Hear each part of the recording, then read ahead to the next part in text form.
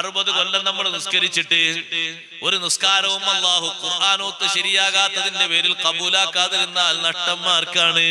ഉമ്മമാര് ഓത്ത് പഠിക്കണം, ഫർള് ഐനാണ്, ഫർള് കിഫയല്ല. ചിലർ ചോദിക്കും, ഉസ്താദേ കല്യാണം കഴിച്ച മക്കളായ ഉമ്മമാരിനി പഠിപ്പിക്കാനാണോ വിളിക്കുന്നത്? പഠനത്തിന് പ്രായമല്ല. ഇൽമു നിങ്ങൾ പഠിക്കണം. മിനൽ മഹ്ദി ഇലൽ ലഹദി, തൊട്ടിൽ മുതൽ കുടിമാടം വരെ ഇൽമു പഠിക്കണമെന്നാണല്ലോ പഠിപ്പിക്കപ്പെട്ടത്. അതിന് പ്രായമില്ല. അറിയാത്തവർ ഇനിയും പഠിക്കണം.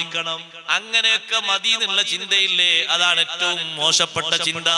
കുറെ ആളുകൾക്ക് അങ്ങനെയാ ചിന്ത, അങ്ങനൊക്കെ മതി, അങ്ങനെ അങ്ങ് പോട്ടെ, പോരാ.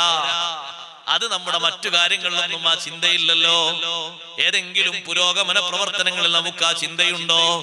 വികസന പ്രവർത്തനങ്ങളിൽ ആ ചിന്തയുണ്ടോ? ഇല്ലല്ലോ. നിത്യേന ചെയ്യുന്ന ഇബാദത്തിൽ ഏറ്റവും സ്വഹീഹാകേണ്ട ഓത്ത്, നിർബന്ധമായി പഠിക്കേണ്ട ഖുർആനോത്ത്, ആ ഖുർആനോത്തിൽ വിഘ്നം വരുന്നത് തിരുത്തണം.